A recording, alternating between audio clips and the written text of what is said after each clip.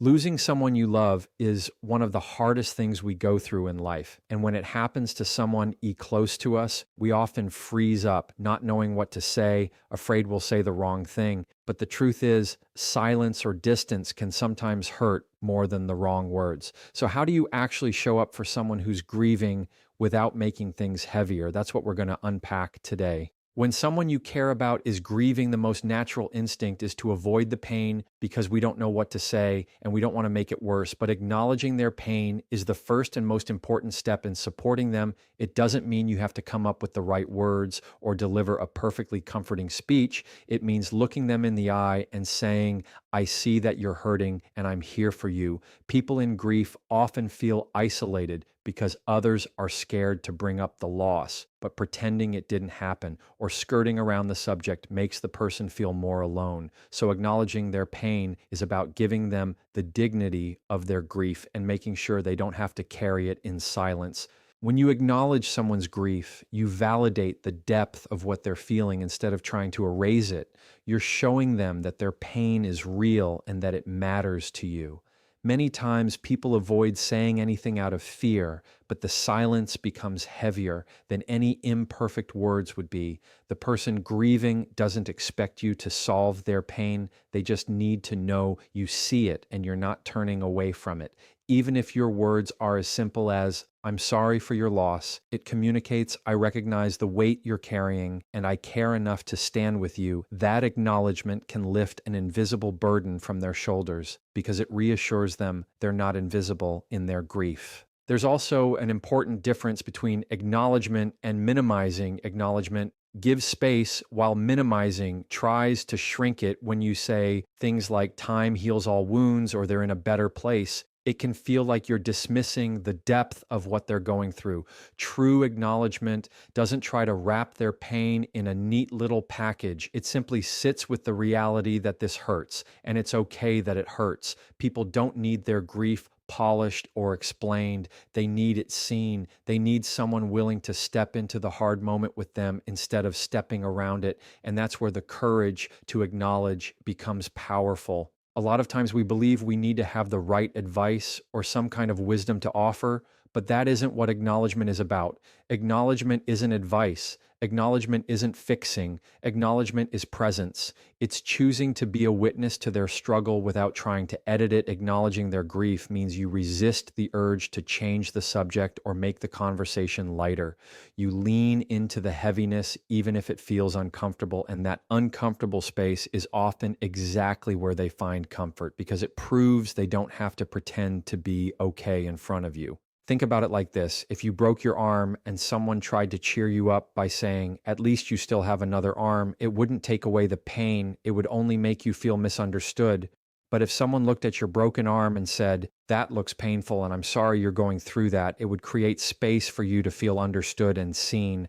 That's what acknowledging grief does. It doesn't change the wound, but it changes the way someone carries it because now they know someone else recognizes it. And that acknowledgement becomes a form of quiet support. Sometimes acknowledging their pain is simply showing up and saying nothing at all. Sometimes it's a hug. Sometimes it's sitting next to them on the couch with no pressure to speak because your presence says, I see your pain and I don't need to run from it. Sometimes it's texting them to say, I know, today might be hard and I just wanted you to know I'm thinking of you. It doesn't have to be big or dramatic. It just has to be real. The act of acknowledgement doesn't demand, exactly what to do. It just requires you not to disappear when things get heavy. Acknowledgement is the foundation of compassion because it takes away the weight of invisibility. Grief is already a lonely experience, and when the world pretends not to notice, it deepens that loneliness. But when you acknowledge it openly, you create connection in the middle of isolation. You give the grieving person permission to feel without apology, and you remind them they are not walking through this by themselves. Acknowledgement is not about solving their loss. It's about showing up fully enough to say your pain is seen and your pain matters. When you're trying to support someone who is grieving, it's easy to overthink every word you say and pressure yourself into finding something profound or life-changing. But grief doesn't ask for poetry, it asks for honesty and presence. The truth is the simplest words often carry the deepest comfort. because what the grieving person needs most isn't a perfect explanation or a rehearsed line, but the assurance that they are not alone. Saying something as direct as, I'm sorry you're going through this, may not sound elaborate, but it allows them to feel seen and supported without having to process complex messages in the middle of their pain. The beauty of keeping it simple is that it lowers the weight on both sides. For you, it removes the fear of saying the wrong thing. And for them, it removes the need to decode what you really mean. People in grief don't have the energy for complicated dialogue. They are already using all their strength just to process what they've lost. Your words don't need to be dressed up. They just need to be present, because presence is the language that grief understands more than any other. Showing up consistently with simple words like, I'm here if you need me, or I'm thinking of you, creates a steady rhythm of support that feels reliable in a season where everything else feels unstable. It's also important to realize that keeping it simple doesn't mean being distant or shallow. It means being intentional. It's not about tossing out a quick sorry for your loss and moving on. It's about saying something sincere and staying with it. The person grieving doesn't need you to deliver a flawless sentence. They need you to stand with them in the silence after the sentence lands. They need to know your words are backed by presence. So the simpler you keep your words, the more room you leave for your actions to carry weight, and actions are where grief finds the most comfort. Sometimes the most powerful thing you can say is nothing at all. Sitting next to them, holding their hand, letting them cry without filling the air with explanations is keeping it simple, because simplicity allows grief to breathe. People often talk too much when they're nervous around grief. And in doing so, they unintentionally take up space that belongs to the person grieving. Keeping your words short and steady makes room for their emotions to take center stage. It tells them you don't need to overshadow their experience. You're just here to witness it. Think of it like walking into a dark room with someone who is afraid you don't turn on a spotlight and give a long lecture about why darkness exists. You just stand beside them and let your presence be. The light simplicity is steadying. It doesn't try to compete with grief or make it go away. It just sits there quietly and says, I'm with you.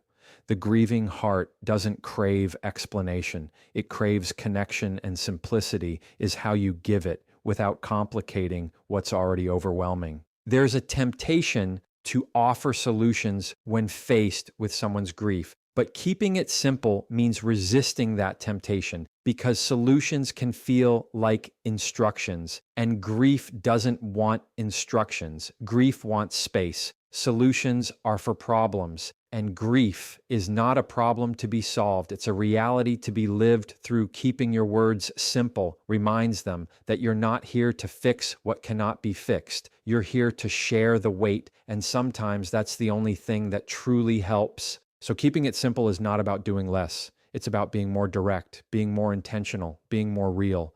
It is choosing to speak from the heart instead of trying to invent something profound.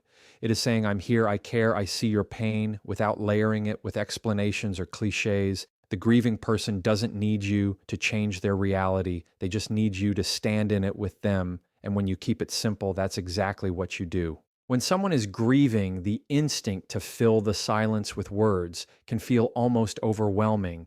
But what they often need most is for someone to simply listen. Grief is heavy, and it needs space to breathe. And when you choose to listen more than you speak, you give that space.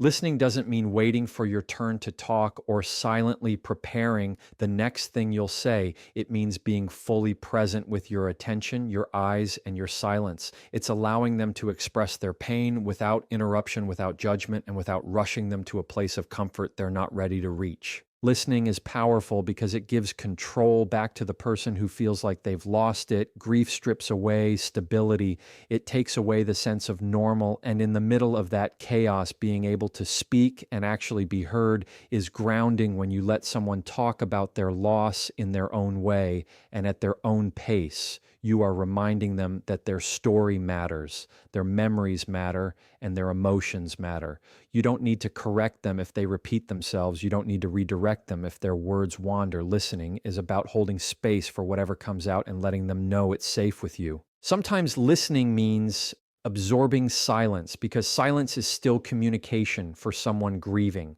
There are moments when words don't come easily, and instead of trying to push them to talk or filling the air with your own voice, you sit with them in that quiet. Listening to silence shows patience and respect. It says, you don't need to perform or prove anything to earn my attention. Your presence is enough. And that kind of listening goes deeper than any words ever could, because it communicates acceptance without conditions.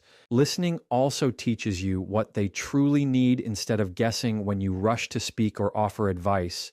You may miss the real message hidden in their words, but when you slow down and pay attention, you pick up on the small details. You notice the pauses, the changes in tone, the weight behind a sigh. Those subtle signals tell you more about their heart than any sentence could. And when you notice them, you respond not with solutions, but with empathy, like saying, I hear how much you miss them, or even just nodding with understanding. That reflection shows them you're tuned in, and it builds trust in a moment where trust feels fragile. There's a difference between hearing and listening. Hearing is about catching the words. Listening is about catching the meaning. It's leaning into their story with the goal of understanding rather than replying. Grief doesn't need an audience that just hears it, needs a friend who listens actively.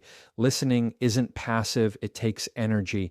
It means you put away distractions, you resist the urge to jump in, and you show through body language, through eye contact, through small affirmations that you're with them fully, and that kind of listening becomes a gift because it allows them to release what's inside without fear of being judged or hurried. Many people fear that if they let someone talk about their grief, it will make the pain worse. But the opposite is true. Talking is how grieving hearts process, and listening is how that process becomes bearable. When you listen, you're not making their grief larger, you're making their load lighter, because they no longer have to carry their emotions alone. They get to set them down in front of someone willing to hold them without trying to rearrange them. And in doing so, you show that you value their truth even when it's messy or painful.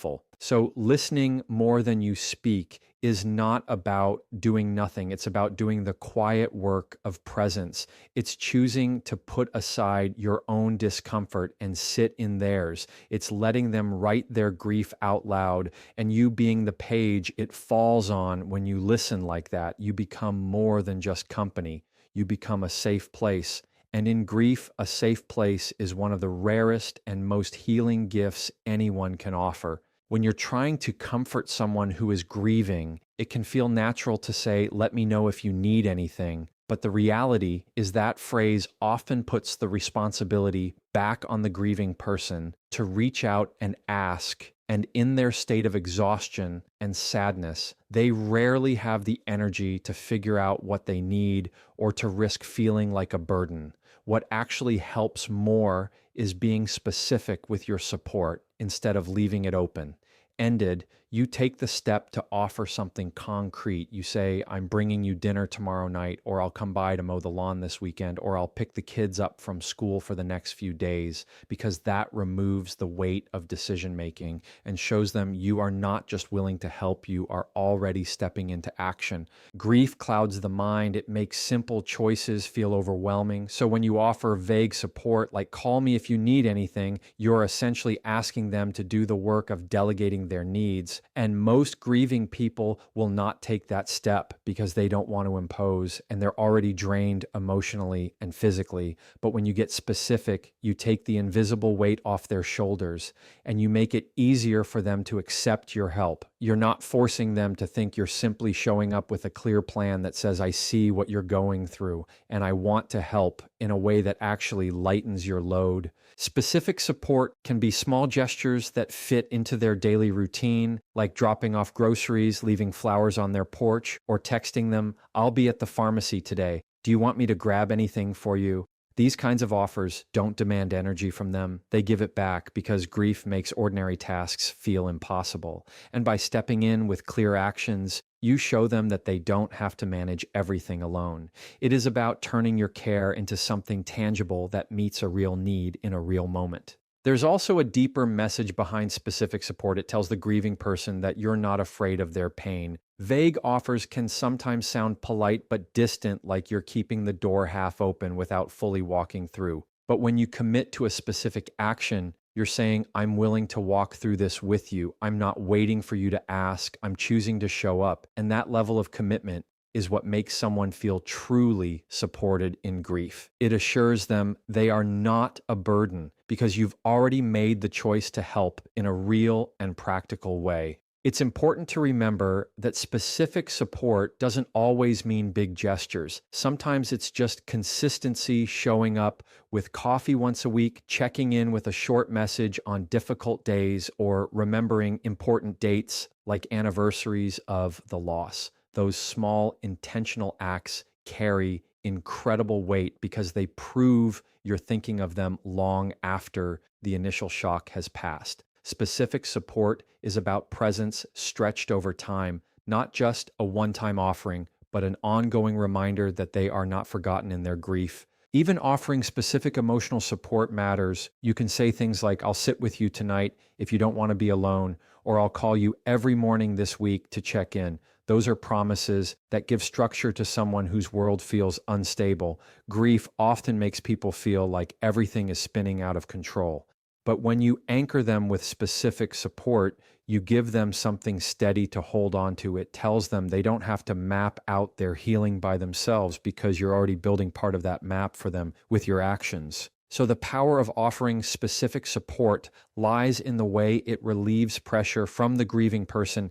Instead of waiting for them to take initiative, you take it for them. You bring clarity to a season of confusion, and you turn your care into action that can be felt, seen, and relied on. Vague promises fade quickly, but specific support leaves an imprint because it transforms intention into something real, something that actually helps them carry what they cannot carry alone. And that is where your role becomes less about words and more about showing love through action.